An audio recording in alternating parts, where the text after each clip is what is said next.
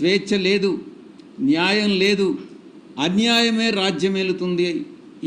ఈ ప్రమాణ స్వీకారానికి ముందే ఈ రకమైనటువంటి ప్రామాణికాలు సృష్టిస్తున్నారు అని అంటే దీని మీరు అర్థం చేసుకోవచ్చు చంద్రబాబు నాయుడు పరిపాలన రాబోయేటటువంటి 5 సంవత్సరాల కాలంలో ఎలా ఉంటుంది అన్నటువంటిది.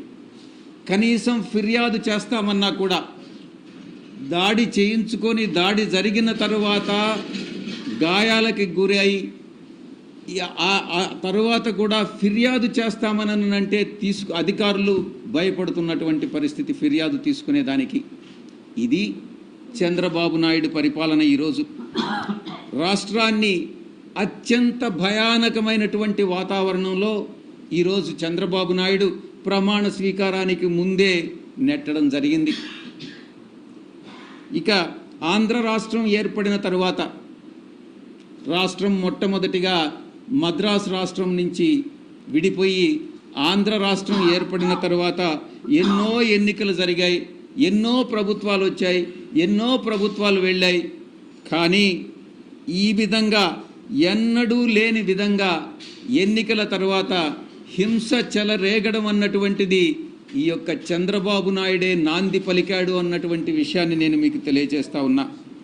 ఎన్నికల కోడ్ వచ్చిన తర్వాత వైఎస్ఆర్ కాంగ్రెస్ పార్టీయే లక్ష్యంగా, పార్టీ శ్రేణులే లక్ష్యంగా కొనసాగినటువంటి దాడులు ఎన్నికల ఫలితాల తర్వాత కూడా కొనసాగాయన్నటువంటి విషయం మీ అందరికీ కూడా తెలుసు. వైఎస్ఆర్ కాంగ్రెస్ పార్టీ కార్యకర్తలని, వాళ్ళ ఆస్తులని, కుటుంబ సభ్యులని లక్ష్యంగా చేసుకుని టీడీపీ ముఠాలు, టీడీపీ గుండాలు ఈరోజు రాష్ట్రంలో స్వైర్య విహారం చేస్తూ ఉన్నాయన్నటువంటి విషయం మనం గమనించుకోవాలి. టీడీపీ ప్రభుత్వం అంటే గుండాగిరి అని చెప్పొచ్చు. టీడీపీ కార్యకర్తలా మీరు గుండాలా అని మేము ప్రశ్నిస్తూ ఉన్నాం. మీరు అడగొచ్చు, ప్రభుత్వం ఇంకా ప్రమాణ స్వీకారం ముఖ్యమంత్రి గారు ప్రమాణ స్వీకారం చేయకముందే మీరు ఈ ఆరోపణలు చేస్తున్నారు అని మీరు ప్రశ్నించవచ్చు. నేను ఒకటే సమాధానం చెప్తా ఉన్నా, ఉద్దేశపూర్వకంగా చంద్రబాబు నాయుడు ప్రమాణ స్వీకారానికి ముందే ఈ యొక్క హింసను ప్రేరేపించాడు అనేటటువంటి విషయంలో ఎటువంటి సందేహం లేదు.